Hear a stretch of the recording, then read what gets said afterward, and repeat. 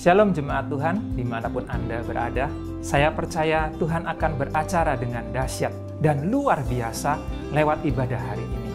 Mari kita persiapkan hati kita, siapkan diri Anda, dan juga datang dengan ucapan syukur dengan hati yang haus dan lapar.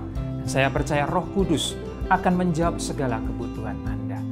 Bapak Ibu sekalian, apabila Anda belum bergabung di dalam CG, Anda dapat menghubungi nomor WA yang tertera di layar gadget Anda, agar kita bisa bertumbuh bersama-sama di dalam Kristus.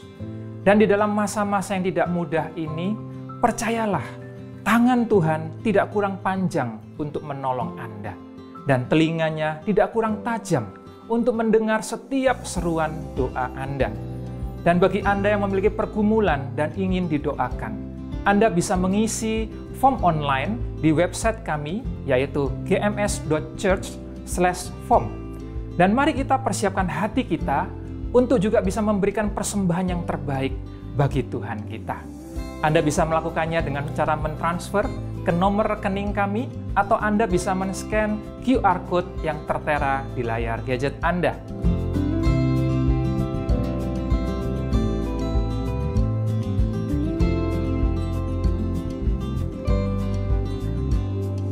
Dan tentunya jangan lupa untuk Anda bisa like, share, ataupun subscribe YouTube channel kami, GMS Sumatera, supaya Anda bisa mendapatkan info-info yang terupdate melalui gereja kami, dan Anda bisa bertumbuh bersama-sama di dalam Tuhan. Dan mari kita persiapkan hati kita untuk memulai ibadah pada hari ini. Mari kita berdoa. Tuhan Yesus, kami bersyukur buat hari ini.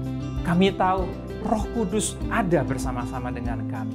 Oleh karena itu ya Tuhan, pimpinlah setiap kami untuk kami bisa menikmati hadirat Tuhan dari awal ibadah hingga sampai selesainya nanti. Dan kami rindu, kami buka hati kami, menerima firman Tuhan, memuji dan menyembah Tuhan bersama-sama. Di dalam nama Tuhan Yesus Kristus, kami sambut hadirat Tuhan. Haleluya. Amin. Tuhan Yesus memberkati.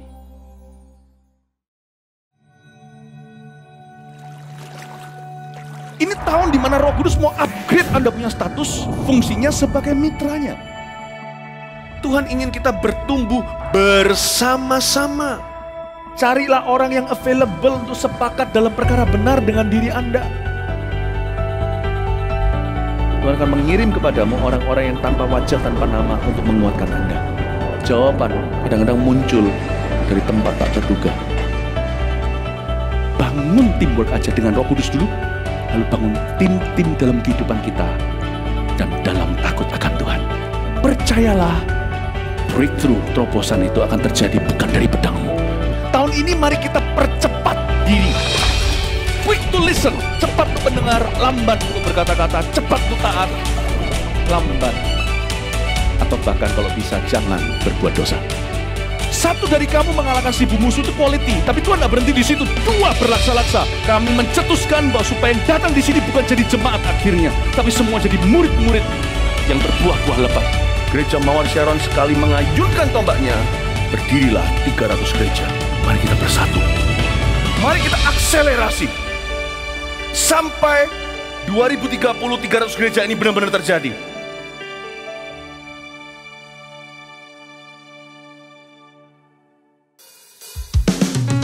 Welcome home jemaat yang dikasihi oleh Tuhan.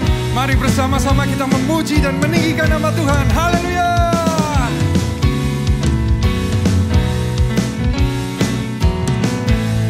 Allah itu baik, sungguh baik bagiku. Ditunjukkannya kasih setianya yang menyediakan yang ku perlukan, menyatakan kebaikan, menyatakan kebaikan, menyatakan kebaikannya padaku. Kasih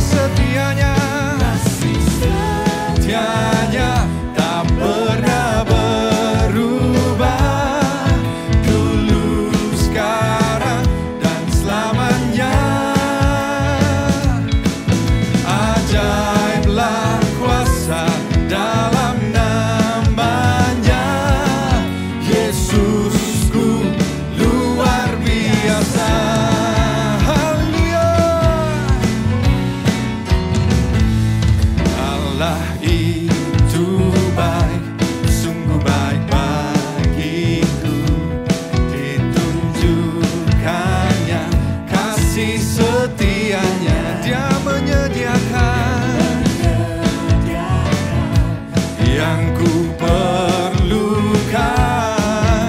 menyatakan kebaikan, menyatakan kebaikan, menyatakan kebaikannya padaku. Kasih setia Tuhan, kasih setianya tak pernah berubah, dulu, sekarang, dan selamanya. Haleluya. Kuasa dalam namanya, Yesusku luar biasa. Oh, Allah itu baik, sungguh baik bagiku. Amin. Ditujukannya kasih setianya, Dia menyediakan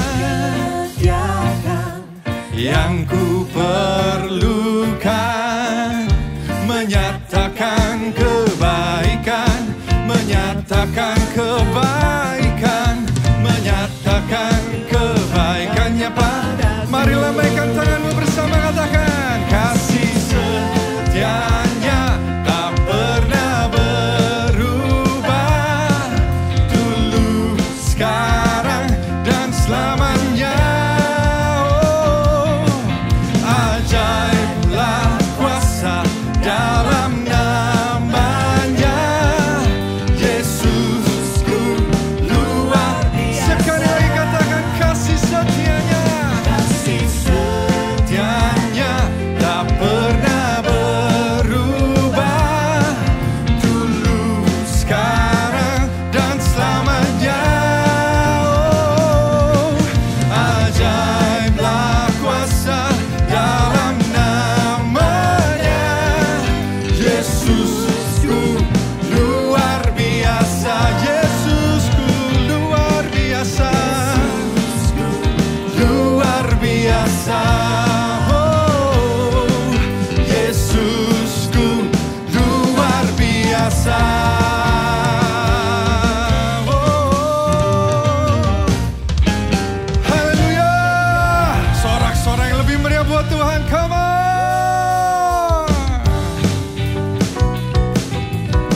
Haleluya.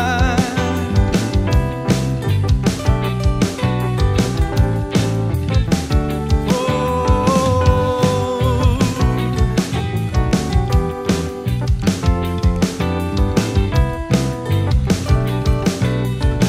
bersama-sama nyanyikan. Kau Tuhan yang mulia, turun ke dunia untuk tebus segala dosa. Kau beri keselamatan, beri kesempatan, kasih-Mu mengubahkan. Jika ku akui semua dosaku, maka Kau adalah setia dan adil. Kau kan mengampuni dan sucikan dari segala yang jahat. Oh, oh, tak mau ku hidup bagi dunia ini lagi. Tak ingin kompromi, tak ingin lakukan hal yang dapat dukakan hati-Mu. Tak mau ku hidup di luar tutur kata firman-Mu.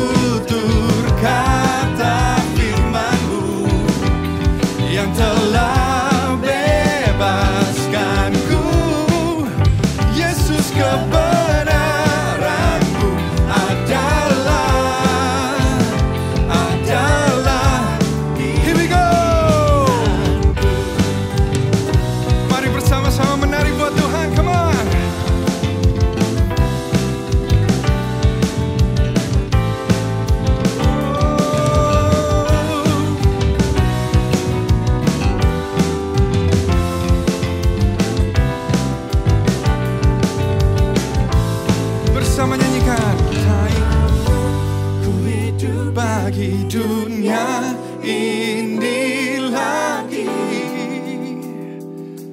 Tak ingin kompromi, tak ingin lakukan hal yang dapat lukakan hatimu.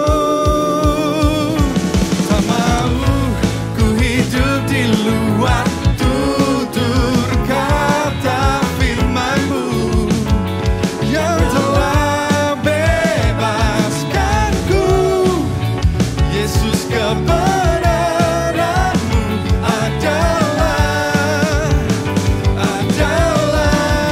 oh, tak mau ku hidup di luar tutur kata firman-Mu yang telah bebaskanku. Yesus, kebenaran-Mu adalah pilihanku. Pararapa, parara, pararapa, parara, pararapa, parara, pararapa, parara.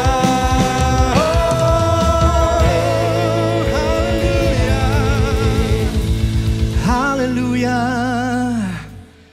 Haleluya, kami bersuka cita karena Engkau Tuhan. Kami bawa hati kami mau mendekat, menyembah Engkau. Biar Engkau disenangkan atas pujian kami Tuhan. Thank you Jesus.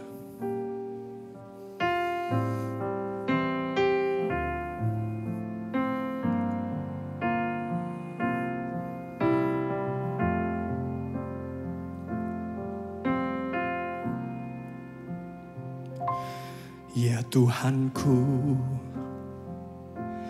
aku hendak bernyanyi bagi-Mu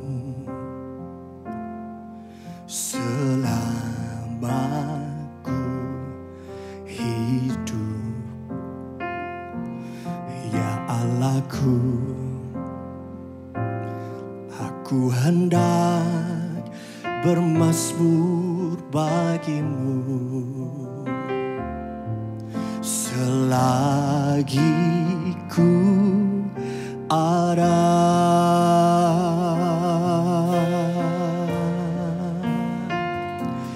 Ya Tuhanku, aku hendak bernyanyi bagi-Mu selama ku hidup. Ya Allahku, aku hendak bermazmur bagi-Mu selagi ku ada. Inilah yang ku renungkan setiap waktu. Nyanyian pujian dan pengagungan kepadamu.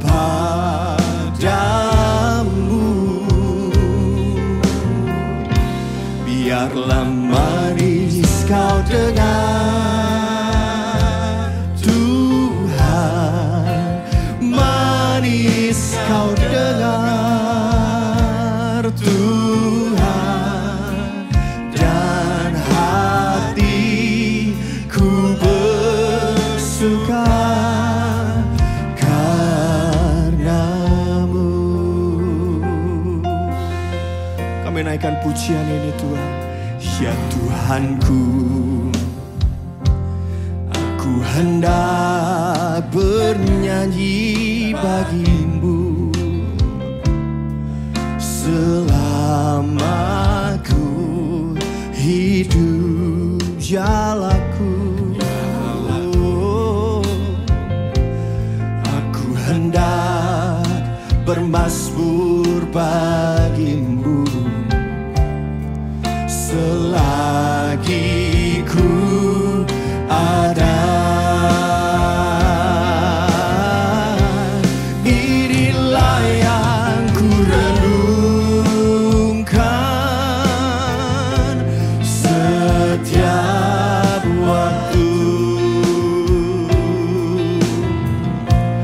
Nyanyian pujian dan pengagungan kepadamu. Biarlah manis kau dengar Tuhan, manis kau dengar Tuhan, manis kau dengar Tuhan, dan hatiku bersuka karenamu. Dengan segenap hati kami, inilah yang ku renungkan setiap waktu. Nyanyian pujian dan pengagungan kepadamu.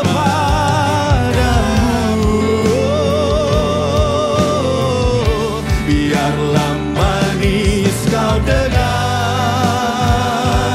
Tuhan, manis kau dengar Tuhan, dan hatiku bersuka karenamu.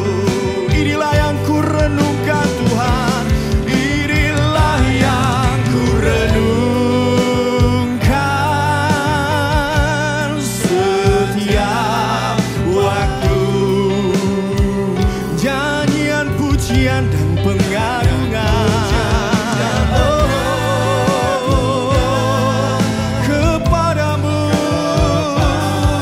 kepadamu Tuhan.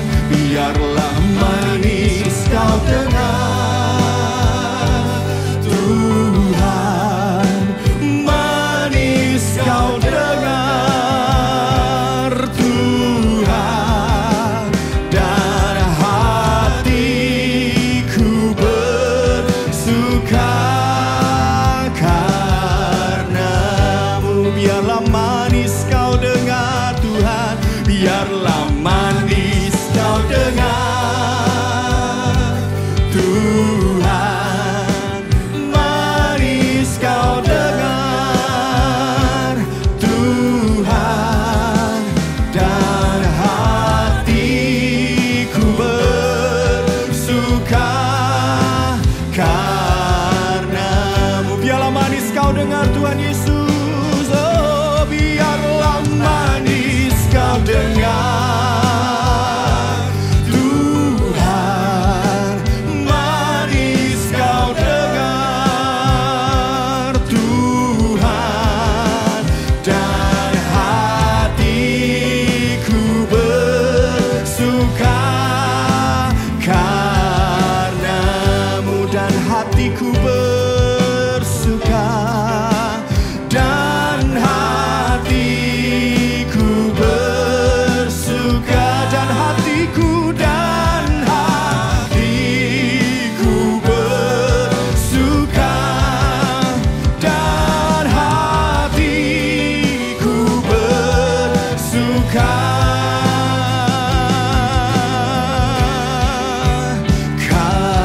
karenamu. Mari sembah Dia,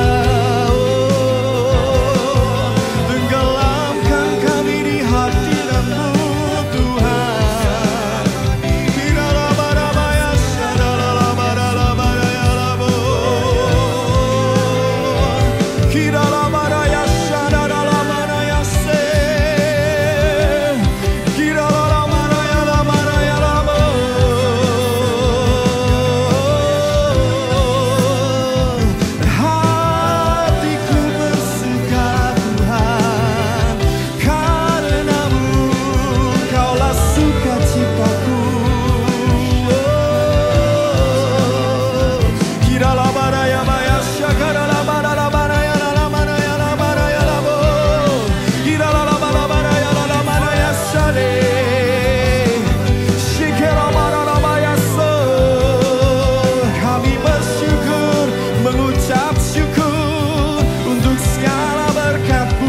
anugerah-Mu Tuhan.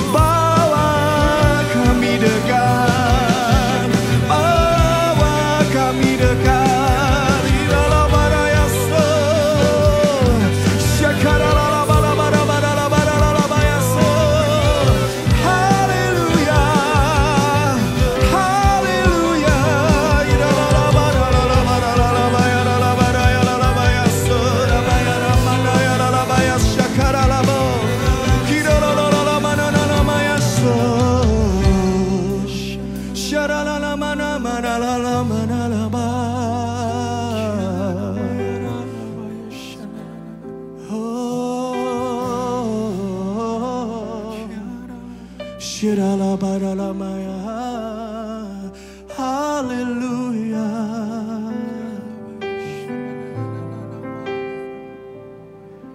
Kaulah sukacitaku,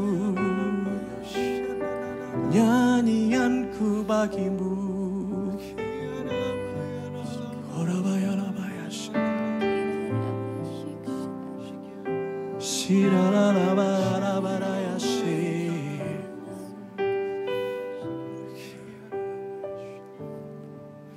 Besar anugerah-Mu, berlimpah kasih-Mu, semakin hari semakin bertambah. Besar anugerah-Mu.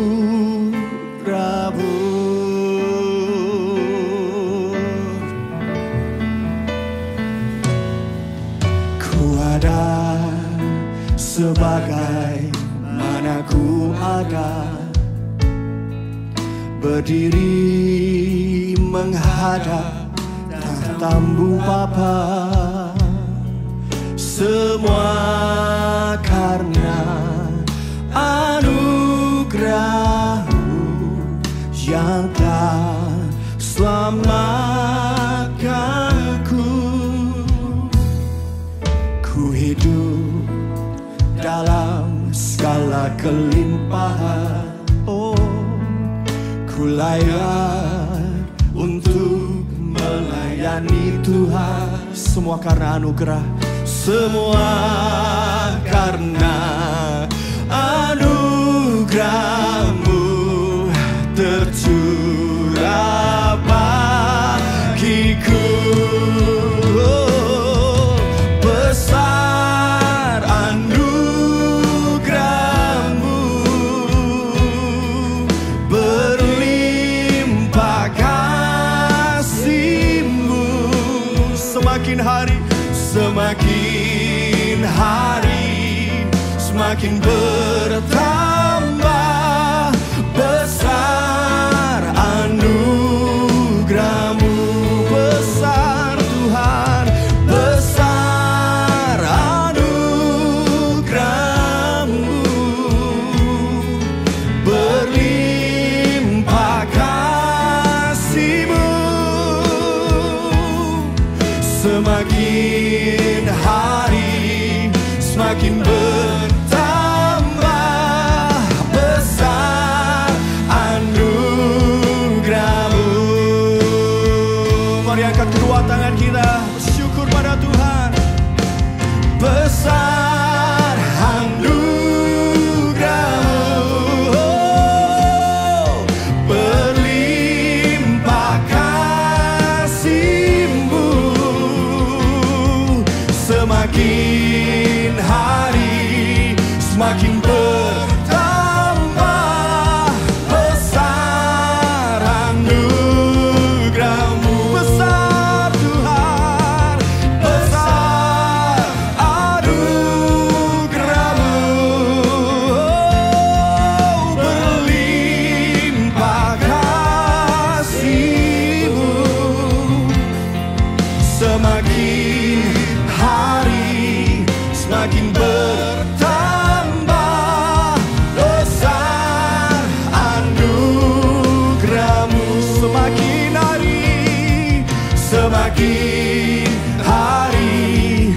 semakin bertambah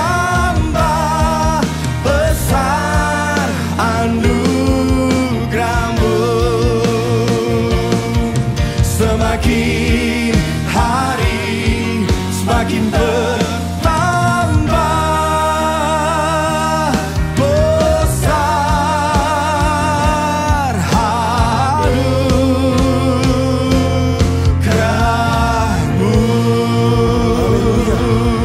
Haleluya Tuhan. Halo, Shalom seluruh jemaat Tuhan di Gereja Mawar Syaron Medan atau Regional Sumatera. Salam kangen dari saya untuk Anda semua. Senang sekali, sukacita sekali bisa ada di hadapan saudara menyampaikan firman Tuhan. Thank you buat Pastor Maxi yang sudah memberikan kepercayaan kepada saya. Mari sebelum kita lanjutkan, kita satu di dalam doa. Tuhan Yesus, kami rindu Roh Kudus mengurapi hati kami, menerangi hati kami, supaya kami bisa mengerti kebenaran firman. Karena firman-Mu berkuasa mengubahkan hidup kami. Ubahkan cara pandang kami, ubahkan hati kami. Dan kami percaya kami gak akan sama seperti sebelumnya. Ketika firman berkuasa atas kami akan tampil sebagai orang yang menang. Terima kasih Tuhan, kami sambut firman-Mu dalam nama Yesus. Sama-sama yang percaya katakan, amin. Saudara, pada minggu ini saya akan sampaikan firman Tuhan, saya memberikan judul perjuangan yang benar. Saudara tahu gak, hari-hari ini ada banyak anak Tuhan itu menghabiskan energi mereka untuk memperjuangkan perjuangan-perjuangan yang salah. Seharusnya kita sebagai anak Tuhan, apalagi di masa-masa sulit seperti ini, seharusnya kalau kita ini adalah anak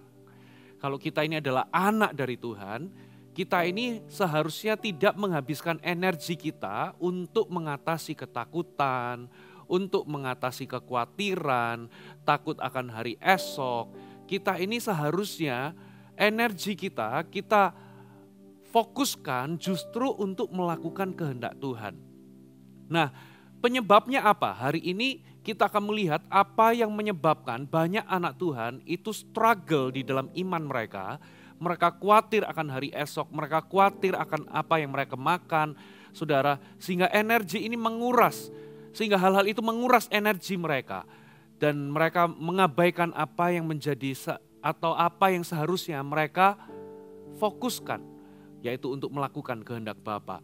Saudara, itulah sebabnya hari ini saya mau sampaikan sesuatu yang sangat fundamental, sesuatu yang mendasari, supaya ini memberikan kekuatan kepada kita menjalani masa-masa sulit. Dan justru di masa-masa sulit ini kita menggunakan energi kita bukan untuk supaya kita ini bertahan, tapi justru kita ini semakin melakukan kehendak Bapa. Saudara, coba kita buka sama-sama 1 Yohanes pasal yang ketiga ayat yang pertama. 1 Yohanes 3 ayat yang pertama. Lihatlah betapa besarnya kasih. Perhatikan, betapa besarnya kasih yang dikaruniakan Bapa kepada kita. Sehingga kita disebut anak-anak Allah. Dan memang kita adalah anak-anak Allah. Karena itu dunia tidak mengenal kita sebab dunia tidak mengenal Dia. Saya ulangi, lihatlah betapa besarnya kasih yang dikaruniakan Bapa kepada kita.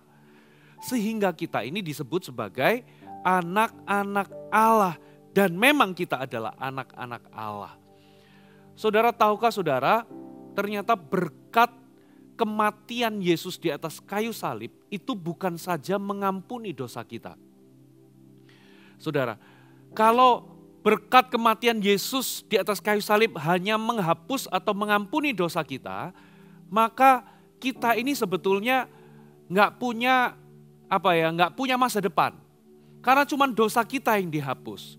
Tapi ternyata kematian Yesus di atas kayu salib bukan hanya menghapuskan dosa kita, tapi juga mengangkat kita sebagai anak. Itu beda, saudara. Ya, kalau misalnya saya ketemu sama seseorang di mana? Di pinggir jalan, misalnya ada anak kecil di pinggir jalan.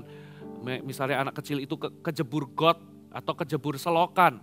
Ya, itu berlumuran dengan lumpur, dengan kotoran. Lalu apa yang saya lakukan? Saya ambil anak ini, ya, lalu saya mandikan anak ini sehingga bersih.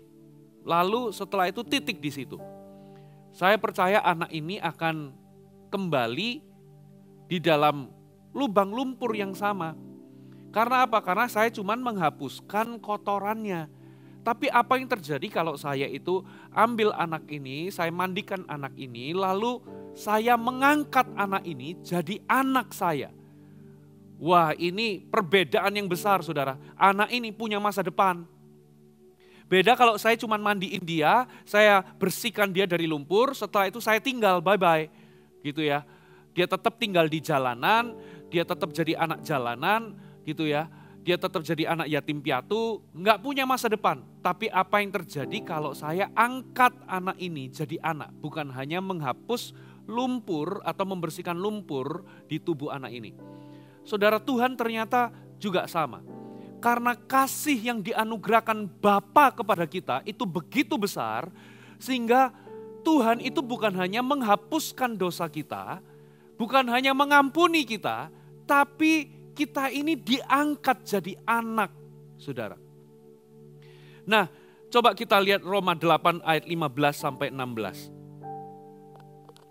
Roma 8 ayat 15 sampai ayat 16. Sebab kamu tidak menerima roh perbudakan yang membuat kamu menjadi takut lagi.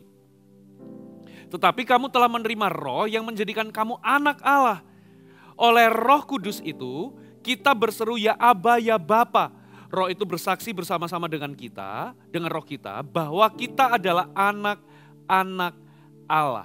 Dikatakan kamu tidak menerima roh perbudakan yang membuat kamu menjadi takut lagi. Tetapi kamu telah menerima Roh Kudus yang telah menjadikan kamu anak. Jadi ternyata kenapa ada banyak orang Kristen itu takut atau hidup dalam ketakutan? Karena mereka nggak sadar bahwa mereka ini bukan hanya dihapuskan dosanya, tapi mereka itu diangkat menjadi anak. Dengan Tuhan mengangkat kita sebagai anak, saudara, seharusnya itu menghapuskan ketakutan dalam diri kita. Ketakutan apa aja, saudara? Ketakutan akan hari esok, ketakutan atau kekhawatiran mau makan apa, ketakutan untuk tidak diberkati, itu akan sirna karena kita jadi anak. Coba kita lihat ayat selanjutnya, ayat yang ke-17. Dan jika kita adalah anak, maka kita juga adalah ahli waris. Maksudnya orang-orang yang berhak menerima janji-janji Allah yang akan menerimanya bersama-sama dengan Kristus, yaitu jika kita menderita bersama-sama dengan Dia, supaya kita juga dipermuliakan bersama-sama dengan Dia. Sudah dikatakan kalau kita ini anak, kita ini juga adalah ahli waris. Orang-orang yang berhak menerima janji Allah. Terjemahan versi firman Allah yang hidup dikatakan, dan karena kita anaknya, maka kita akan ikut memiliki harta kekayaannya. Sebab segala yang diberikan Allah kepada Yesus Kristus anaknya, sekarang menjadi milik kita juga. Saudara, ketika Anda itu menerima Kristus sebagai Tuhan dan Juru Selamat, bukan hanya dosa Anda diampuni, tapi kita ini diangkat menjadi anak. Dan gara-gara kita ini menjadi anak, kita ini otomatis menjadi ahli waris. Orang-orang yang berhak menerima janji Allah. Jadi saudara, kalau Anda ini anak dari seseorang, saudara menerima ahli waris itu gak butuh perjuangan. Anda gak berjuang supaya menerima warisan. Tidak, Anda cukup menjadi anak otomatis, warisan itu menjadi milik Anda, saudara. Jadi itu hanya masalah kelahiran. Kita otomatis jadi ahli waris kalau kita ini anak dari seseorang, saudara. Nah, yang luar biasa adalah kita ini punya Bapa segala Bapa, Raja segala Raja, empunya segala sesuatu. Saudara, dengan kita ini punya status diangkat jadi anak Tuhan aja, seharusnya itu melenyapkan segala ketakutan, saudara. Kita ini anak. Kita ini anak berarti, saudara, kita ini punya ahli waris. Kalau Bapak kita di sorga itu gak kekurangan apapun, seharusnya kita di bumi ketika kita hidup, kita ini gak terus struggle di dalam kekhawatiran dan ketakutan. Karena kita adalah anak. Saudara, coba kita lihat 1 Yohanes 4 ayat 18. Di dalam kasih tidak ada ketakutan. Kasih yang sempurna melenyapkan ketakutan. Sebab ketakutan mengandung hukuman dan barang siapa takut, ia tidak sempurna di dalam kasih. Saudara, firman Tuhan ngomong di dalam kasih itu gak ada ketakutan. Kasih yang sempurna melenyapkan ketakutan. Terjemahan yang lain, saudara, dikatakan kasih Tuhan yang sempurna itu melenyapkan ketakutan. Saudara, ini kasih di sini, kasih yang sempurna ini kasihnya siapa? Kasih kita kepada Tuhan atau kasih Tuhan kepada kita? Ini bicara soal kasih Tuhan kepada kita. Kasih Tuhan kepada kita itu sempurna. Sementara kalau kasih kita kepada Tuhan masih ada cacatnya. Enggak sempurna. Nah, maksudnya apa? Firman Tuhan ini maksudnya apa? Firman Tuhan ini sedang bicara kepada kita. Kalau kita ini masih takut, berarti kita ini masih belum percaya atau ragu-ragu kasih Tuhan yang sempurna dalam kehidupan kita. Kalau kita ini yakin kasihnya yang sempurna atas hidup kita nggak bakal takut lagi. Saudara, bagaimana mungkin kita masih bisa merasa takut kalau kita ini yakin bahwa Tuhan itu dengan sempurna mengasihi kita. Saudara, coba kita lihat satu ayat lagi ya. Roma 8 ayat 32. Roma pasal yang ke-8 ayat 32.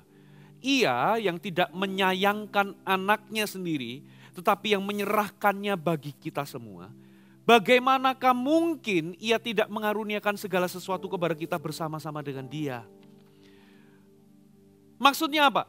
Tuhan itu sudah meyakinkan kita dan berkata, kalau Yesus aja dikorbankan, diberikan supaya mati bagi kita, masa sih semua apa yang kita butuhkan Tuhan gak sediakan? Kalau pemberian yang terbaik, yaitu nyawa anaknya sendiri Yesus Kristus, yaitu nyawanya sendiri, itu dia berikan tanpa perhitungan, saudara, tanpa hitung-hitungan, masakan apapun yang kita butuhkan, Tuhan gak berikan. Saudara, kalau Anda punya anak, saudara, terus anak Anda tanya kepada Anda, "Pa, besok makan apa?" Berarti anak Anda gak percaya bahwa Anda sebagai orang tua itu mengasihi anak Anda. Masa anak Anda di rumah tanya, "Pa, besok apakah ada makanan?" Saudara, kalau anak Anda tanya seperti itu mengejutkan, saudara. Karena apa? Itu pasti mengejutkan Anda. Berarti anak Anda itu ragu-ragu bahwa Anda mengasihi anak Anda. Hari ini saya pastikan anak saya gak bakal kelaparan karena saya sayang sama anak saya. Tiap hari pasti ada makanan. Ya, bahkan saya kalau ngomong sama istri saya, saudara, kalau masalah makanan, ya kalau masalah makanan, kita pasti akan penuhi. Gitu ya. Semua kebutuhan anak saya pasti akan kita perjuangkan. Apalagi soal makanan. Soal makanan ya pasti kita akan cukupi anak-anak kami. Karena apa? Karena kita sayang anak-anak kita, karena melihat kita itu sayang sama mereka nggak bakal pusing atau mereka nggak bakal ragu besok mau makan apa. Saudara, banyak kali energi kita sebagai anak Tuhan, kita ini berkutat di masalah besok itu mau makan apa ya. Apakah Tuhan akan berkati aku ya? Ya, apakah Tuhan akan buat aku berhasil? Jadi energinya habis dimakan keraguan-raguan, dimakan ketakutan dan kekhawatiran, saudara. Itu adalah perjuangan yang salah. Saudara, kebenarannya adalah begitu besar Bapa mengasihi kita, bukan hanya kita ini diampuni dosanya, tapi kita itu diangkat menjadi anak. Saudara, dan kasih Tuhan yang sempurna itu melenyapkan ketakutan. Jadi bagaimana mungkin kalau Anda itu percaya bahwa Tuhan itu mengasihi Anda dengan sempurna, lalu Anda takut besok makan apa? Takut apakah besok diberkati apa enggak? Takut apakah apa yang Anda kerjakan itu diberkati atau tidak? Saudara, kalau Anda adalah anak, saudara, bahkan otomatis Anda akan menerima warisan. Ya, Anda berhak memperoleh semua janji Allah. Just because kita itu adalah anak. Roma 5 ayat yang kedua, perhatikan. Roma pasal yang kelima ayat yang kedua. Oleh Dia kita juga beroleh jalan masuk oleh iman atau melalui iman kepada kasih karunia ini. Dalam kasih karunia ini kita berdiri dan kita bermegah dalam pengharapan akan menerima kemuliaan Allah. Versi New King James dikatakan, through whom also we have access by faith into this grace. Kita memperoleh akses melalui iman kepada kasih karunia ini. Saudara, bagaimana mungkin Anda bisa hidup di dalam iman kalau Anda masih meragukan kasih Allah? Kenapa kita ini masih ragu-ragu dan tidak yakin? Saudara, karena kita ini ragu bahwa Tuhan itu mengasihi kita. Dan kalau kita ragu bahwa Tuhan itu mengasihi kita, saudara, Anda akan sulit mengalami kasih karunia Allah dalam kehidupan Anda. Dalam hidup ini kita ini butuh kasih karunia. Kasih karunia di dalam rumah tangga, kasih karunia di dalam pekerjaan, kasih karunia di dalam pelayanan, kasih karunia di dalam semua area kehidupan kita. Tuhan itu sudah sediakan kasih karunia itu. Nah, ternyata pintu masuk menuju kasih karunia itu, saudara, kasih karunia yang kita butuhkan dalam semua area kehidupan kita, ternyata jalan masuknya melalui iman. Nah, sedangkan dasar dari iman kita itu adalah Tuhan mengasihi kita. Kalau kita ini nggak yakin bahwa Tuhan itu mengasihi kita nggak bakal punya iman. Kita akan terus hidup dalam keraguan-raguan, saudara. Jadi itulah sebabnya keyakinan dan kesadaran bahwa kita ini adalah anak dan kita ini dikasihi oleh Bapa, itulah yang menyebabkan kita ini bisa punya akses untuk menikmati kasih karunia. Kesadaran dan keyakinan bahwa kita adalah anak dan kita ini dikasihi Tuhan, itulah yang menjadi dasar kehidupan yang berkemenangan dalam hidup ini, saudara. Karena Tuhan mengasihi kita itu bukan karena prestasi kita. Tuhan mengasihi kita karena status kita ini sudah diangkat menjadi anak. Bukan karena prestasi kita. Banyak orang mengukur kasih Tuhan berdasarkan performa atau prestasi.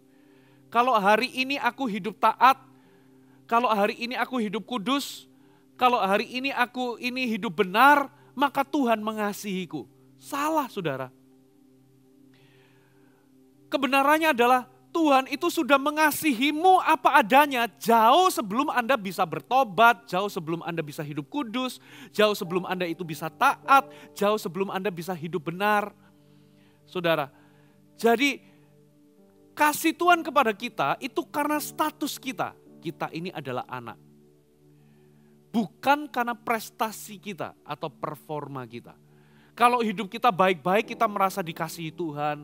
Ya, kalau kita ini performa kita luar biasa, kita melayani Tuhan, kita lagi sungguh-sungguh dengan Tuhan, kita bisa hidup benar, maka kita itu merasa kita ini dikasihi oleh Tuhan. Tapi waktu kita ini jatuh dalam dosa, waktu hidup kita ini berantakan, waktu kita ini gak benar, waktu kita gak taat, saudara, langsung Anda merasa bahwa Anda gak dicintai atau gak dikasihi Tuhan. Kebenarannya adalah Tuhan mengasihi kita itu bukan karena performa atau prestasi kita, tapi karena karakter Allah. Karena Dia memang mengasihi kita. Dan Dia mengangkat kita menjadi anaknya. Saudara, saya mau tanya, kalau Anda orang tua, begitu Anda seorang ibu, lalu anak Anda lahir, Anda mengasihi anak Anda berdasarkan apa, saudara? Berdasarkan status, karena dia adalah anak saudara. Bukan berdasarkan performa atau prestasi.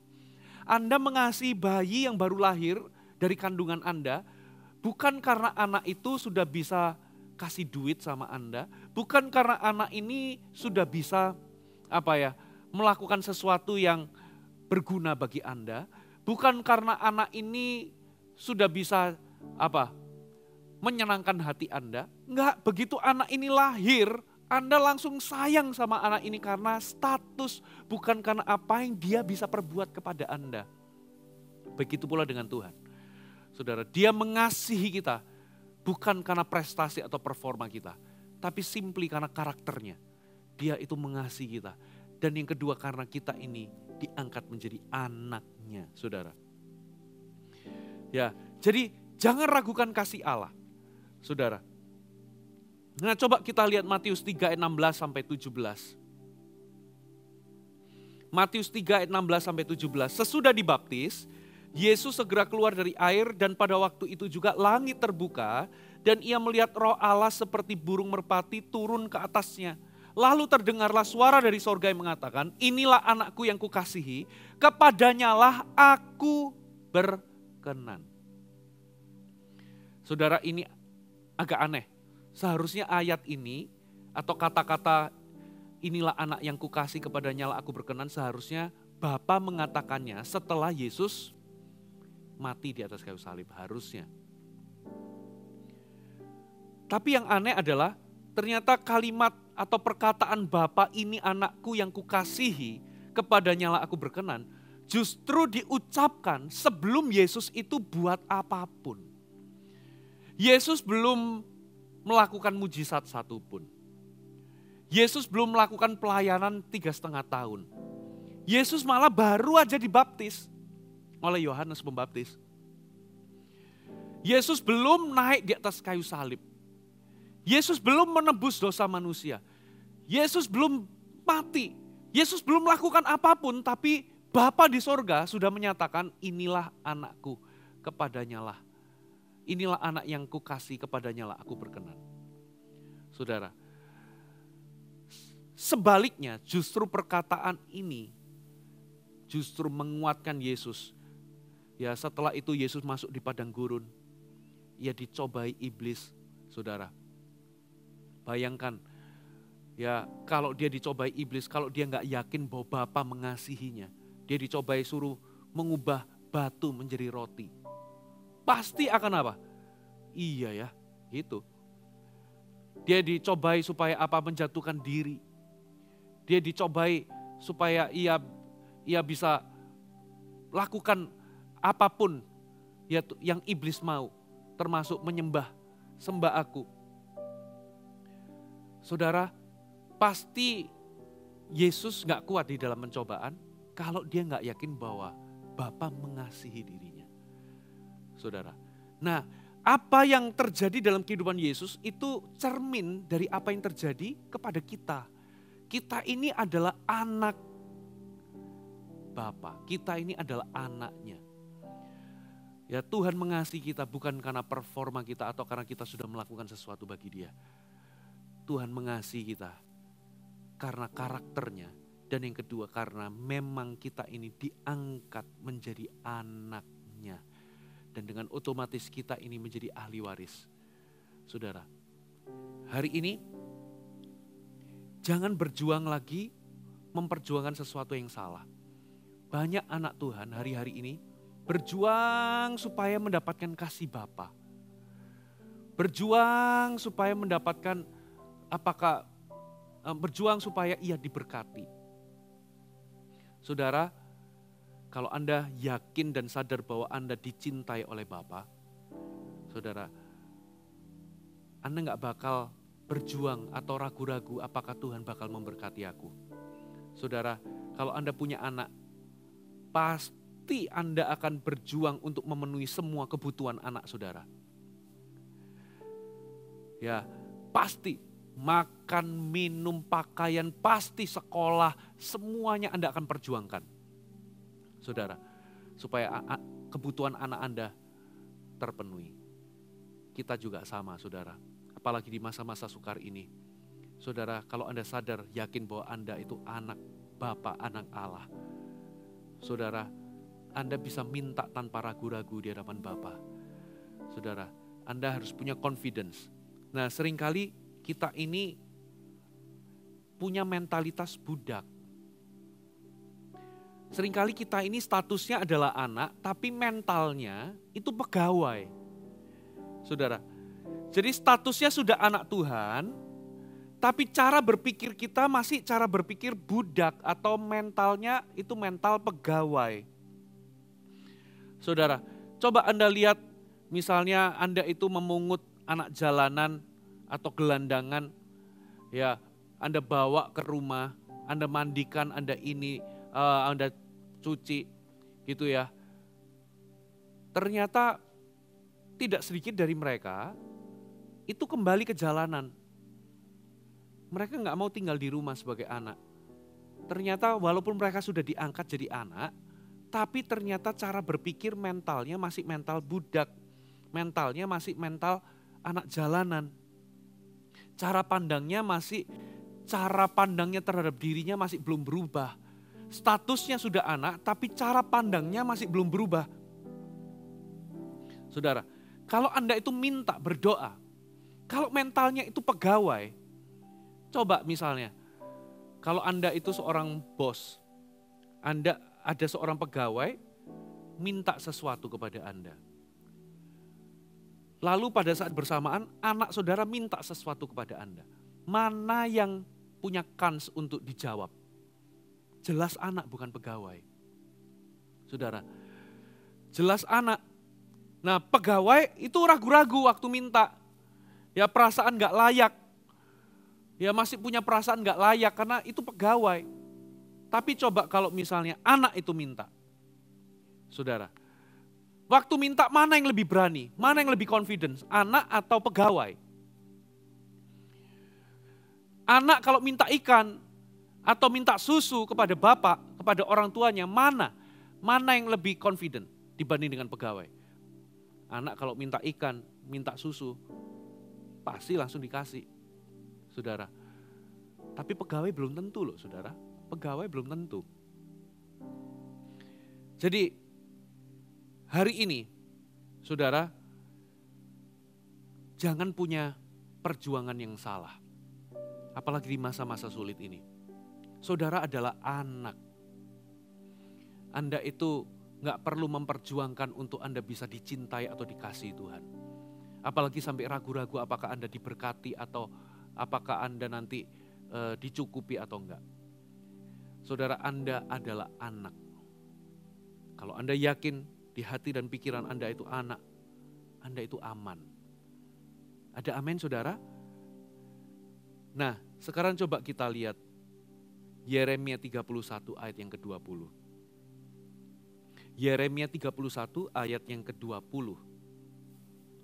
Anak kesayangankah gerangan Efraim bagiku? Atau anak kesukaan?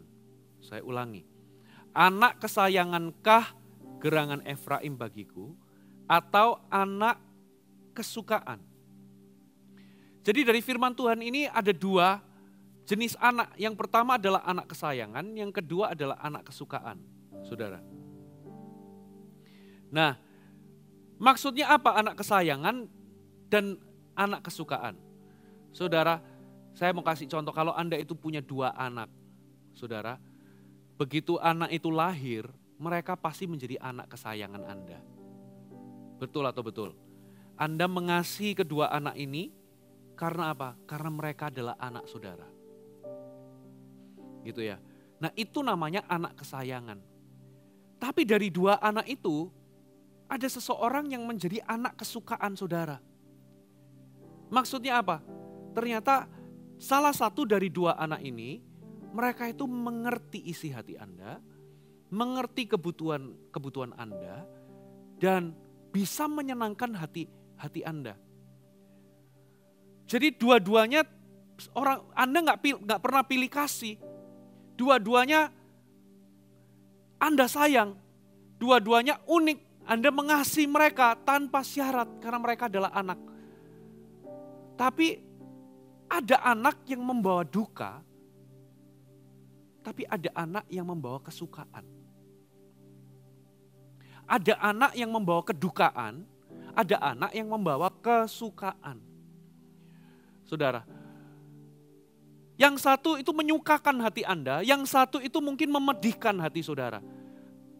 Tapi kalau Anda ditanya, sayang enggak dengan anak yang memedihkan hati saudara? Tetap sayang, enggak berubah, sama seperti kita saudara. dengan Tuhan. Saudara, nggak ada satupun yang kita lakukan itu bisa mengurangi kasih Allah kepada kita. Termasuk apabila kita ini gagal atau jatuh dalam dosa. Ya, termasuk juga tidak ada satupun yang kita lakukan itu bisa menambah kasih Tuhan kepada kita. Ya, dengan kata lain kasih Tuhan itu sudah mentok, nggak bisa dikurangi, nggak bisa ditambah. Ya, sudah mentok dia itu mengasihi kita dengan menyerahkan nyawanya, dia itu sudah berikan segala-galanya. Jadi kasih Tuhan itu nggak bisa berkurang karena kegagalan kita, ya, atau perbuatan kita yang tidak berkenan. Kasih Tuhan juga nggak mungkin bertambah karena mungkin kita bisa berbuat benar. Tidak, kasih Tuhan itu sudah pol atau sudah pol, gitu ya, sudah mentok. Tapi Tuhan itu bisa disukakan oleh anaknya. Tuhan itu bisa dibuat bangga. Pertanyaannya sekarang bukanlah apakah kita ini disayang atau tidak sama Tuhan. Pertanyaannya sekarang adalah apakah kita ini mau menjadi anak kesukaan Tuhan. Menjadi anak kesayangan Tuhan itu gak butuh perjuangan. Tuhan mencintai kita apa adanya. Tidak ada sesuatu pun yang kita lakukan atau yang kita tidak lakukan mampu menghentikan, mengurangi atau menambah kasih Tuhan dalam kehidupan kita. Tapi untuk menjadi anak kesukaan Tuhan itu butuh perjuangan. Menjadi anak kesayangan itu bicara tentang kasih Tuhan kepada kita. Sedangkan menjadi anak kesukaan itu bicara tentang kasih kita kepada Tuhan. Nah, makanya saudara, menjadi anak kesayangan Tuhan itu gak butuh perjuangan. Sedangkan untuk menjadi anak kesukaan Tuhan itu butuh perjuangan. Butuh seorang anak yang peka terhadap kebutuhan Bapa. Butuh anak Tuhan yang peka terhadap kerinduan Bapa.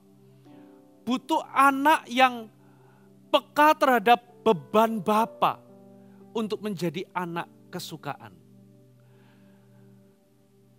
Pertanyaannya saudara, kenapa ada orang-orang yang gagal menjadi anak kesukaan Tuhan? Yang pertama saudara, pengertian yang salah akan kasih Allah. Saudara, banyak orang itu ragu akan kasih Allah dalam kehidupannya, nggak pernah sadar bahwa kasih Tuhan itu begitu besar. Karena apa? Karena mereka punya pengertian tentang kasih Allah itu salah. Mereka mengukur kasih Tuhan itu berdasarkan berkat yang mereka terima. Seringkali kita ini membandingkan berkat yang kita terima dengan berkat yang orang lain.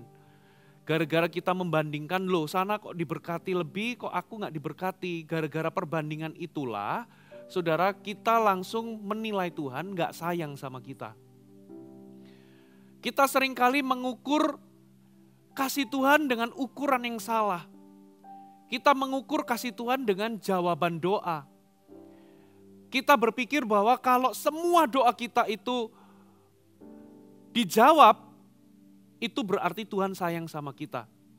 Jadi kita mengukur, oh Tuhan pasti sayang sama kita kalau semua doa kita dijawab. Kebenarannya adalah tidak semua doa kita dijawab. Tapi saya bisa jamin kalau itu merupakan kebutuhanmu, Tuhan pasti akan penuhi. Tapi kalau itu merupakan keinginan hawa nafsu kita sendiri, belum tentu Tuhan jawab. Nah, seringkali kita mengukur kasih Tuhan dengan ukuran yang salah, yaitu jawaban doa. Kita menyangka bahwa Tuhan itu kalau sayang maka semua doa kita harus dijawab. Saudara, kebenarannya kalau semua doa kita dan keinginan kita itu dijawab, kita ini akan hancur hidupnya. Karena tidak semua doa kita itu selaras dengan kehendak Tuhan. Saudara, nah segala sesuatu yang gak selaras dengan kehendak Tuhan, itu bisa menghancurkan hidup kita. Jadi kasih Tuhan itu tidak diukur dari jawaban doa. Lalu banyak orang juga mengukur kasih Tuhan itu dengan, oh kalau hidup kita ini bebas dari kesulitan, maka oh Tuhan itu pasti sayang sama aku. Kalau Tuhan itu sayang dengan aku, maka di dalam pekerjaan nggak boleh ada kesulitan, nggak boleh ada tantangan, nggak boleh ada hambatan sedikit pun. Ya, dalam kehidupan ini nggak boleh ada masalah. Kebenarannya adalah, saudara, kalau hidup kita ini mungkin tambah sulit, jangan-jangan Tuhan itu memang sedang melatih kita. Nah, Tuhan itu kalau melatih kita berarti Tuhan itu sayang sama kita. Tuhan ingin kita ini semakin kuat, bukan menjadi anak yang rapuh. Jadi pengertian yang salah akan kasih Tuhan, itu membuat kita ini di banyak situasi ragu-ragu apakah Tuhan sayang sama kita. Karena kita ini mengukur kasih Tuhan dengan ukuran yang salah. Kita ngomong bahwa Tuhan gak sayang sama kita karena Tuhan kok gak jawab doa kita. Karena memang gak semua doa kita dijawab. Kalau itu kebutuhan Tuhan pasti penuhi, tapi kalau itu keinginan hawa nafsu kita belum tentu Tuhan penuhi. Kita berkata bahwa oh Tuhan itu gak sayang sama aku karena apa? Karena kok hidupku ini penuh dengan kesulitan. Jangan-jangan memang Tuhan itu sedang melatih dan mendidik kita. Saudara, kita ngomong bahwa Tuhan gak sayang sama kita karena apa? Karena Tuhan kok gak memberkati aku seperti Tuhan memberkati dia. Kita meng-compare berkat orang lain dengan berkat diri kita. Masing-masing itu punya berkatnya sendiri-sendiri. Itu bukan karena Tuhan gak sayang, tapi karena kita aja yang kurang mengucap syukur. Saudara, nah akibatnya apa? Kita itu merasa bahwa Tuhan gak sayang sama kita. Karena kita punya pengertian yang salah akan kasih Tuhan. Ternyata kasih Tuhan itu bukan hanya, kasih Tuhan itu bukan memanjakan kita, tapi mendidik kita. Jadi ada faktor didikan, saudara. Jadi jangan mengukur kasih Tuhan dengan ukuran yang salah. Karena apa? Kita akhirnya apa, saudara? Ujung-ujungnya kita ini ragu-ragu akan kasih Tuhan. Nah, kalau kita ini ragu-ragu akan kasih Tuhan dalam kehidupan kita, bagaimana kita ini bisa kembali atau balik mengasihi Tuhan? Karena seberapa besar Anda yakin bahwa Tuhan mencintaimu, sebesar itulah Anda punya kekuatan untuk balik mencintai Tuhan. Alasan kedua, kenapa ada banyak orang itu gagal menjadi anak kesukaan? Karena ada anak-anak yang menolak untuk bertumbuh dewasa. Saudara, anak kecil, anak yang belum dewasa itu fokusnya cuma satu, kesenangan dirinya sendiri. Mementingkan diri sendiri. Dunianya cuma satu, yaitu dirinya dan kesenangannya. Sementara anak yang sudah dewasa, mereka itu mereka itu memiliki kepekaan dan kepedulian akan kebutuhan dari bapaknya. Kalau anak yang belum dewasa, kanak-kanak rohani, itu dunianya seputar dirinya, kepentingannya dan kesenangannya.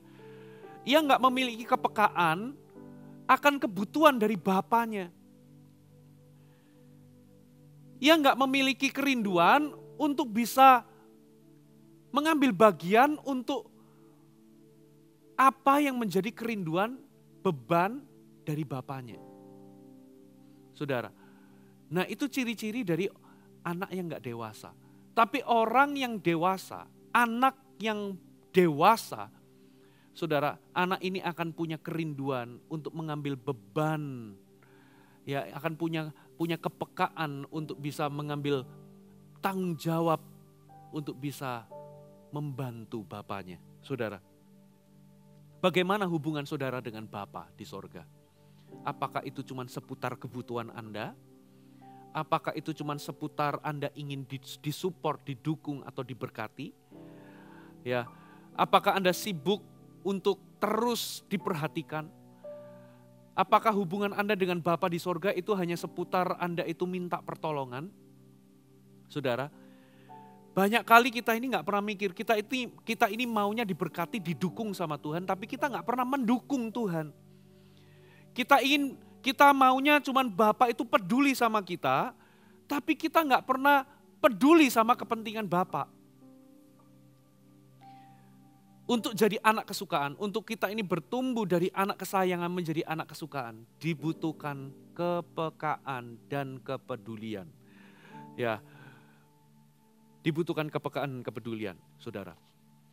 Coba kita lihat Matius 9 ayat 35 sampai 38. Matius 9 ayat 35 sampai 38. Demikian Yesus berkeliling ke semua kota dan desa. Ia mengajar dalam rumah-rumah ibadat dan memberitakan Injil kerajaan sorga serta melenyapkan segala penyakit dan kelemahan. Melihat orang banyak itu, tergeraklah hati Yesus oleh belas kasihan kepada mereka. Karena mereka lelah dan terlantar seperti domba yang tidak bergembala. Maka katanya kepada murid-muridnya, tuaian memang banyak tapi pekerja sedikit. Karena itu mintalah kepada Tuhan yang empunya tuaian supaya ia mengirimkan pekerja-pekerja untuk tuaian itu. Saudara, satu kali Yesus itu terlihat pecah hatinya karena belas kasihan, melihat keadaan orang-orang banyak yang lelah dan terlantar seperti domba yang gak punya gembala. Dalam kondisi ketika dia pecah hatinya itu, dia menyuruh murid-muridnya untuk minta kepada empunya tuaian supaya ia kirim pekerja-pekerja. Karena apa? Ada banyak tuaian tapi sedikit pekerja. Tuhan itu lagi butuh banyak pekerja. Nah, sementara ada banyak anak Tuhan itu cuman memikirkan kepentingan, kesenangan dirinya sendiri. Nggak pernah memikirkan kepentingan Tuhan itu apa. Makanya butuh kepekaan. Butuh orang yang mau peka dan orang yang rindu untuk mengenali kira-kira kebutuhan Bapa apa ya. Saudara, di masa-masa sulit ini firman Tuhan katakan akan datang masa-masa sukar dan manusia itu akan mencintai dirinya sendiri. Masa sukar seringkali bisa menjadi jebakan buat kita. Akhirnya apa saudara? Kita ini, hubungan kita sama Tuhan itu cuman sebatas keperluan dan kepentingan kita. Nggak salah sih kita butuh untuk Tuhan sembuhkan kita. Kita berdoa supaya Tuhan itu berkati kita, pekerjaan kita. Kita berdoa supaya Tuhan itu lepaskan kita dari hutang.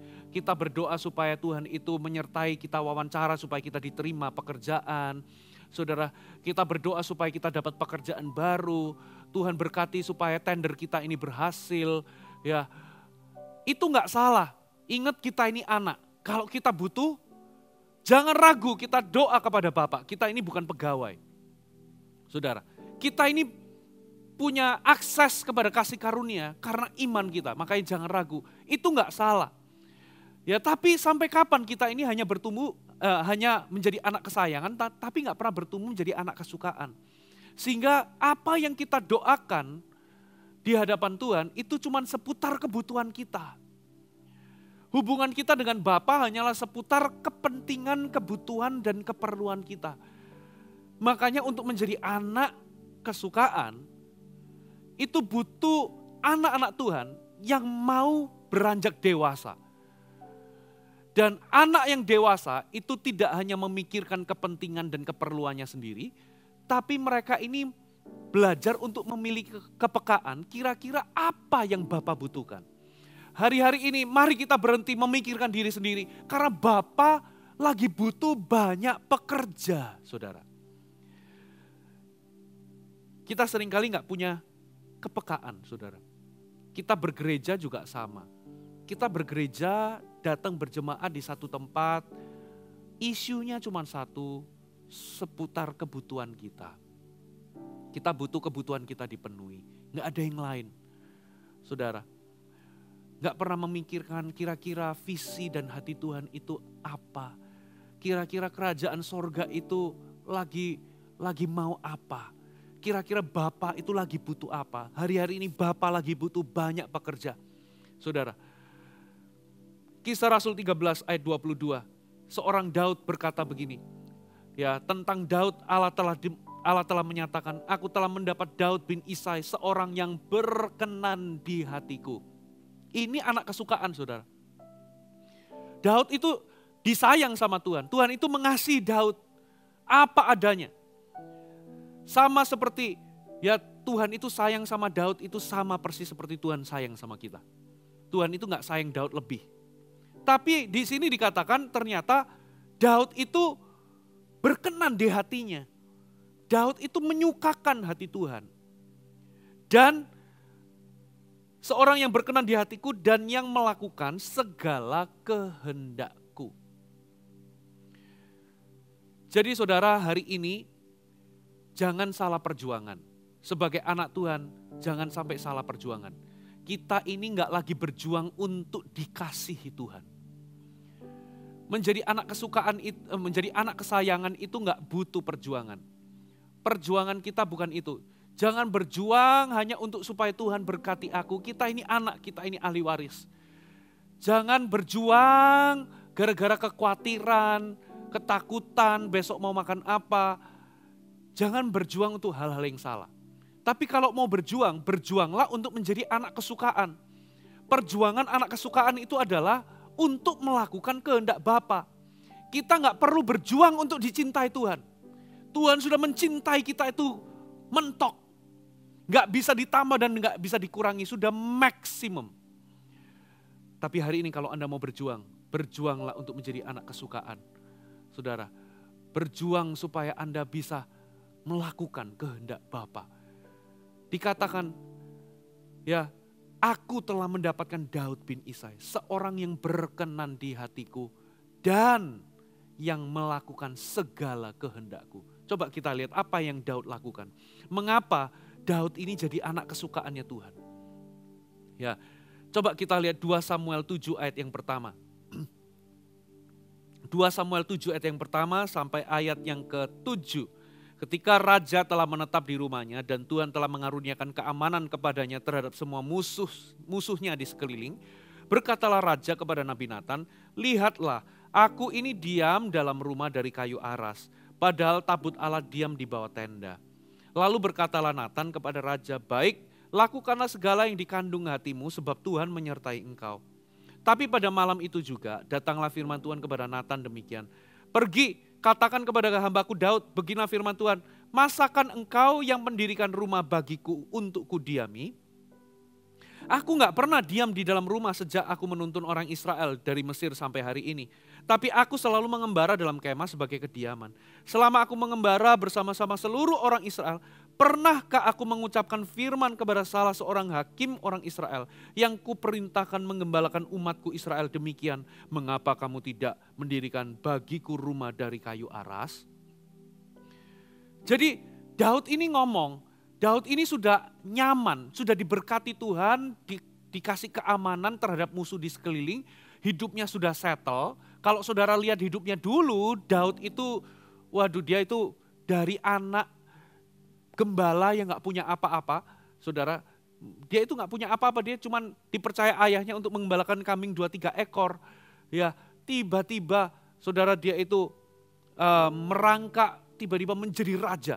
Dari seseorang gembala yang cuma mengembalakan kambing 2-3 ekor menjadi seorang raja, saudara. Diberkati Tuhan, dulu gak punya apa-apa, sekarang punya segalanya. Ya, punya istana, hidupnya nyaman. Ya, punya rumah yang besar, bukan hanya rumah, istana. Lalu tiba-tiba dia itu ngomong, kok aku ini tinggal di istana sedangkan tabut Allah itu cuma di tenda. Lalu dia itu propose sama Tuhan, aku mau mendirikan engkau rumah. Ya, Nabi Natan ngomong, oke, perbuatlah apa yang dikandung hatimu, Tuhan menyertaimu. Lalu Tuhan ngomong sama Natan, ngomong sama Daud, masakan engkau bangun aku rumah? Aku dari dulu gak pernah minta, pernahkah aku berfirman, mengucapkan sebuah firman kepada salah seorang hakim di Israel yang mengembalakan umatku Israel. Kenapa kamu tidak mendirikan rumah? Berarti dengan kata lain Tuhan itu gak minta. Tuhan itu gak minta didirikan rumah.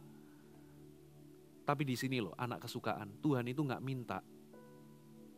Tapi ini adalah propose hatinya karena dia ingin menyenangkan hatinya Tuhan. Dia merasa bahwa aku ini sudah diberkati, aku sudah dikasih Tuhan. Aku mau buat sesuatu bagi Tuhan. Ya, dikatakan Alkitab seorang yang berkenan di hatiku dan yang melakukan segala kehendakku. Ya, Daud itu melakukan kehendak Bapa. Daud itu melakukan kehendak Tuhan. Daud itu melakukan semua yang Tuhan perintahkan. Bahkan yang Tuhan gak perintahkan pun, yaitu untuk bangunin rumah, Daud melakukannya. Dari manakah hati seperti ini? Ini adalah hati yang menyenangkan, yang rindu menyenangkan hati Tuhan. Inilah hati seorang anak kesukaan Tuhan. Hati hati yang rindu untuk menyukakan hati Tuhan. Hati yang gak mikirin cuman kepentingannya, tapi memikirkan kepentingannya Tuhan. Bahkan apa yang Tuhan itu gak suruh Daud untuk lakukan, dia lakukan loh. Tuhan itu gak minta dibikinin rumah untuk tabut Allah, tapi dia tetap mau untuk lakukan. Ini lahir dari seorang hati anak kesukaan. Jadi itu yang pertama. Yang kedua yang dilakukan Daud adalah, kalau Anda baca di Alkitab satu kali, dikatakan 20 tahun tabut Allah itu ada di rumahnya Abinadab. Waktu dia naik jadi raja, dia ingin bawa balik tabut Allah itu masuk ke jantung kota Daud. Saudara, dan apa yang terjadi saudara? Anda tahu kisahnya. Bagaimana dulu itu waktu tabut Allah itu jatuh di tangan orang Filistin dan orang Filistin itu kena tula, lalu orang Filistin mengembalikan itu dibikinkan kereta, lalu di situ ada lembu-lembu di situ, gitu ya. Ternyata sampai di rumah Abinadab, ya Abinadab waktu itu 20 tahun lebih, 20 tahun kalau nggak salah, dan dikatakan Daud itu waktu minta itu kepada Abinadab, ternyata Abinadab itu menyerahkan tabut itu dengan cara seperti orang Filistin, yaitu dengan kereta. Seharusnya itu dipanggul dengan imam-imam. Dan Daud juga nggak ngerti waktu itu. Ya Daud akhirnya bawa itu kereta. Dan ketika kereta itu tergelincir dan tabut Allah mau jatuh, ada seseorang bernama Usa itu memegang tabut Allah itu. Dan gara-gara memegang tabut Allah itu disambar mati di tempat saudara. Lalu Daud itu menjadi galau, takut gimana caranya bisa bawa tabut ini masuk ke jantung kota Daud. Mereka menyingkir, dititipkan di rumah Obed-Edom. Dan yang luar biasa 3 bulan rumah Obed-Edom mengalami berkat yang luar biasa. Abinadab 20 tahun, nothing happen. Sedangkan di rumah Obed-Edom 3 bulan aja mengalami berkat yang luar biasa. Ternyata Obed-Edom ini tahu bagaimana memperlakukan hadirat Tuhan atau tabut Allah. Dan itu menjadi inspirasi bagi Daud. Dan apa yang terjadi? Saudara, Daud akhirnya mengambil tabut Allah itu, ya sesuai dengan kebenaran firman Tuhan, harusnya imam yang memanggul. Dan dikatakan 17 kilometer, itu dikatakan tiap kali 6 langkah dipotong korban saudara. Berarti itu ada sekitar 3.500 anak lembu dan 3.500 lembu itu dipotong demi bisa mengangkut tabut Allah itu. Luar biasa saudara.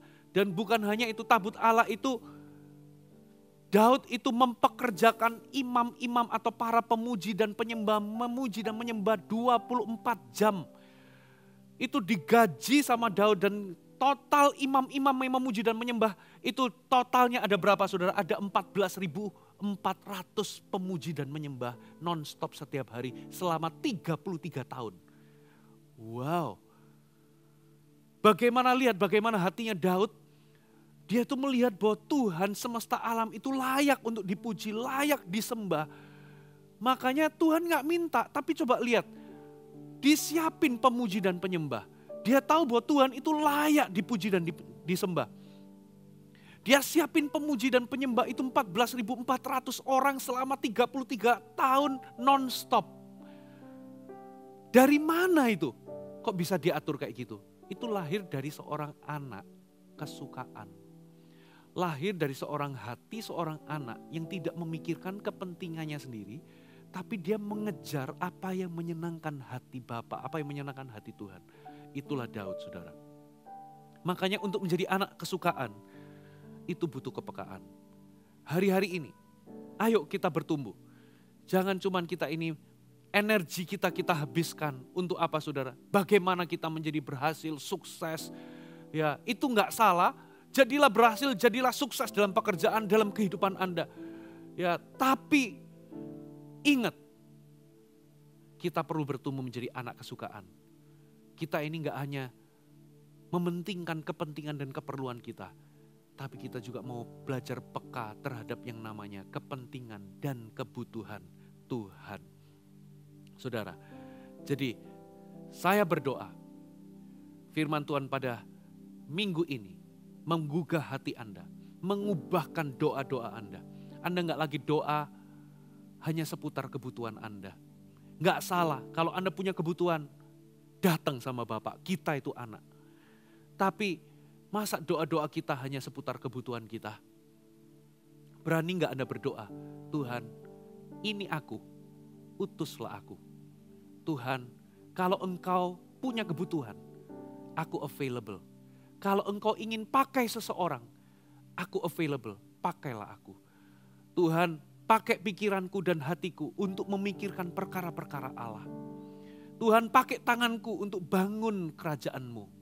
Pakai kakiku untuk pergi ke tempat-tempat di mana Engkau utus untuk aku pergi. Pakai hidupku ya Tuhan. Tuhan, ini aku available. Saudara, ketika Tuhan ketemu sama Yunus, Yunus ingin diutus pergi ke Niniwe.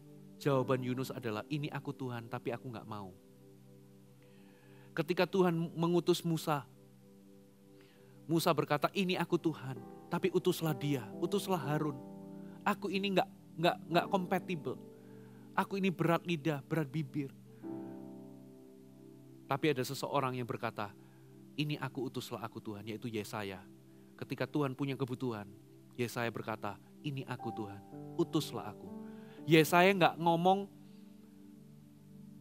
tempat di mana Engkau utus itu enak nggak? Cuacanya cocok nggak sama aku? Apakah ada rumah di tempat di mana Engkau utus aku? Gajinya berapa? Apakah ada bonus di situ? Yesaya nggak ngomong itu semua. Dengan kata lain, Yesaya itu sedang memberikan Yesaya itu sedang menandatangani sebuah kontrak kosong dari Tuhan. Tuhan, Engkau bisa pakai aku apapun yang Engkau mau. Kalau Engkau suruh aku pergi, aku akan pergi. Kalau Engkau suruh aku tinggal, aku akan tinggal. Kalau Engkau suruh aku untuk mengerjakan sesuatu, aku akan kerjakan. Itu Yesaya sedang menandatangani kontrak kosong. Dengan kata lain, Yesaya sedang ngomong, I'm available. Aku available Tuhan. Use me. Pakai hidupku. Ini adalah doa seorang anak kesukaan Tuhan.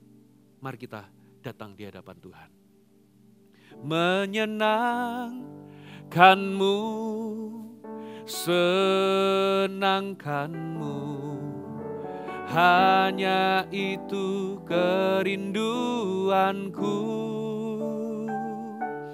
Menyenangkanmu, senangkan hatimu, hanya itu kerinduanku. Menyenangkanmu, menyenangkanmu, senangkanmu, hanya itu kerinduanku. Menyenangkanmu, senangkan hatimu, hanya itu kerinduanku. Menyenangkanmu, menyenangkanmu, senangkanmu, hanya itu kerinduanku. Menyenangkanmu, senangkan hatimu, hanya itu kerinduanku. Mari kita renungkan firman Tuhan. Bapak Ibu Saudara sekalian, sadari bahwa Anda adalah anak kesayangan Tuhan. Anda begitu dicintai Tuhan. Tuhan bukan hanya mengampuni kita, tapi Tuhan mengangkat kita jadi anak. Ada privilege untuk kita jadi anak. Menjadi anak itu berarti kita ini menjadi ahli waris dari semua janji Allah. Itu otomatis, kita gak perlu berjuang atasnya. Kalau kita sadar bahwa kita anak dan kita dicintai Tuhan, kita ini gak akan ragu-ragu lagi. Kita ini gak bakal takut lagi dikuasai keraguan atau kekhawatiran besok mau makan apa. Apakah aku akan diberkati atau tidak? Apakah Tuhan akan jawab doaku? Kalau Anda adalah anak, Anda punya confidence. Selama itu kebutuhanmu, Tuhan akan pelihara dan Tuhan akan bertanggung jawab untuk menyediakan semua kebutuhan kita. Saya teringat sebuah kesaksian dari seorang jemaat ketika saya makan bersama dengan orang ini. Saudara, orang ini bisnisnya diberkati Tuhan. Dia bisnis ikan, saudara. Jadi dia punya beberapa kapal untuk bisa ambil ikan di perairan tertentu. Satu kali dia itu beli sebuah tempat untuk bisa menjadi gudang untuk ikan-ikan itu bisa di-es di sana. Dan dia juga punya kapal di daerah tertentu, tapi dikatakan bahwa di sini lagi jarang ikan. Nggak banyak ikan di sini. Ikan pada lari di daerah lain. Lagi sepi ikan, lagi nggak ada ikan. Lalu dia doa. Dia ngomong bahwa aku sadar aku ini anak. Aku adalah anak. Lalu dia doa supaya Tuhan kirimkan ikan-ikan di situ supaya dia bisa tangkap. Yang heran saudara, penangkapan ikan itu berbual-bual. Dia diberkati Tuhan. Orang-orang sampai heran. Kok kamu bisa dapat ikan di sini? Kenapa? Lalu dia tanya, dia sharing. Ya karena aku sadar aku ini anak. Aku adalah anak. Bapakku itu punya segalanya. Aku ini anak. Jadi ketika dia sadar bahwa statusnya adalah anak, ini adalah privilege. Jangan takut lagi, jangan khawatir lagi akan hari esok. Nah sebaliknya, energi kita itu bukan kita gunakan untuk kita ini khawatir, ragu apakah Tuhan memberkati kita. Tapi justru kalau Anda sadar bahwa Anda itu adalah anak, pertanyaan berikutnya adalah anak seperti apakah kita? Apakah kita ini cuma berhenti menjadi anak kesayangan? Atau kita bertumbuh menjadi anak kesukaan? Energi kita harusnya kita ini fokuskan untuk memperjuangkan supaya kita ini bisa menyenangkan hatinya, melakukan kehendaknya. Saudara, seharusnya itu yang menjadi perjuangan kita. Doa-doa kita juga berubah. Kita nggak lagi berdoa supaya kita nggak lagi terus-menerus hanya doa kita dipenuhi dengan apakah aku diberkati Tuhan. Tuhan berkati aku, Tuhan tolong aku, lindungi aku, jagai aku. Yes, itu nggak salah. Tapi ada saatnya kita ini belajar untuk peka terhadap kebutuhan Bapa. Berani nggak Anda berdoa? Doa seorang anak kesukaan. Tuhan, ini aku. Utuslah aku, pakai hidupku. Kalau engkau butuh apa-apa untuk aku lakukan, I'm available.